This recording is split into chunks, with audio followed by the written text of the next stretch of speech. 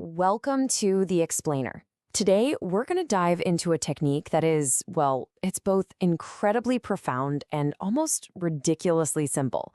It comes from the ancient Vigyan Bhairav Tantra, and it's all about finding this deep silence in a place you would probably never even think to look. All right, let's get into it. But first, let me just ask you something. Is your mind ever really, truly silent? I mean, completely quiet? If you're like most of us, the answer is probably a big, fat no. There's always that inner monologue, right? That constant stream of thoughts, worries, plans, it just never stops. Sometimes this is called our monkey mind. And it's such a perfect description, isn't it? Our minds are always jumping from one branch to another.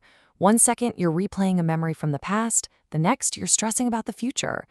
We're almost never right here, right now, in this present moment. And all that constant mental noise, it can really leave us feeling disconnected, almost like we're strangers in our own lives. The philosopher Sartre had a great way of putting it. He said, it's like we've been thrown into the universe without any roots. And honestly, that can create a really deep sense of anxiety and just not belonging. But what if I told you there was a secret hidden in the one thing you do, every single second of every single day? An ancient technique that could actually bridge that gap and help you find your center. Well, according to Tantra, that secret is your breath. Your breath is the bridge. Think about it. It connects you to your body, it connects you to the universe around you, and most importantly, it's an anchor that can pull you right into the present moment. The second you focus on your breath, boom, you are here and now. So this specific technique comes from a really fascinating text called the Vigyan Bhairav Tantra. It's basically a collection of 112 meditation methods given by the god Shiva. And these aren't just philosophies or nice ideas. They're pure techniques. It's a complete science for transforming the mind. And right here, we find a really key difference from other practices you might have heard of. A lot of yogic methods are about training the breath, controlling it, doing specific exercises. Tantra's approach, totally different. It says, just accept the breath exactly as it is.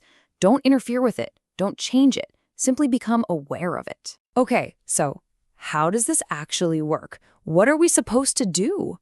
Well, it's all about shifting your focus from the breath itself to the almost imperceptible little pause that happens in between each one. Now, the focus here is incredibly specific. You're not just watching the breath as it comes in or as it goes out. No, you're looking for that tiny, momentary stop, that little gap after the breath comes in, right before it turns around to go out. And then you look for it again, the gap after the breath goes out, just before it turns to come back in. And believe me, this gap is so subtle. We're talking maybe 1,000th of a second. You can't force your way to it. It really requires a keen, sincere kind of observation just to even notice that it's there at all. So let's just walk through it together in our minds. First, you just become aware of your breath coming in, moving consciously right with it. Second, you feel for that little pause, that moment where it stops. Third, you follow the breath going out. And fourth, you feel for that second pause before the whole cycle starts all over again. That's it. That's the whole technique. Now, I know this might sound incredibly simple, maybe even too simple, but the implications, they are absolutely profound. This isn't just some relaxation exercise. It's being presented as a doorway to a completely different dimension of consciousness. See, for Tantra, every single breath is a life cycle in miniature. The incoming breath is like a rebirth, and the outgoing breath is like a death. You are literally being reborn and dying in every single moment, with every breath. And this brings us back to the incredible significance of that little pause. In that gap, you're not breathing. For a fraction of a second, you are, dead. You're not in the world of time and space. And in that tiny moment, as the text says, the happening is possible. So what is this happening? It's what's known as the no-mind state. Now, this isn't about being mindless or stupid. It's about stopping the activity of minding, that constant churning, processing the past and future. When your attention comes fully and totally into the present moment of that gap, thoughts, they just stop. They cease. And here's what might be the most beautiful part of this whole idea. This technique doesn't add anything to you. It doesn't make you perfect. It reveals the perfection that is already there. The truth, Osho says, is already the case. This practice just helps you peel back the layers so you can finally see it. Of course, just because something's simple doesn't mean it's easy. Your mind is going to put up a fight. It's going to create barriers. So let's look at how this practice actually evolves over time. Your mind it's cunning. It'll tell you, oh, this is way too simple to work. Or it'll say, this is too difficult. I can't feel the gap. It'll tell you you have no time, or it will create a fear of the silence.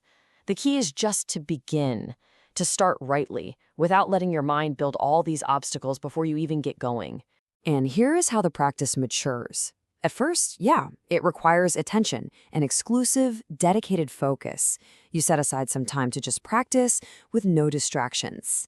But over time, that sharp attention begins to soften. It transforms into awareness, an inclusive focus that you can actually maintain while you're living your life. You can be centered in that inner pause even while you're busy with worldly things. And the payoff for this sincere observation is, it's immense. It's a momentary but incredibly powerful taste of real inner silence, of your true nature, of what Osho calls Buddhahood. And that brief glimpse can be enough to completely transform your entire perspective on life. So this leaves us with a really provocative question, doesn't it?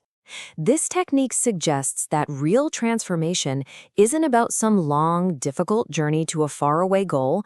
It's about bringing your full, total awareness to the smallest, most immediate reality you have, that little space between two breaths. So what if the greatest truth you're searching for is already here, just waiting for you to notice?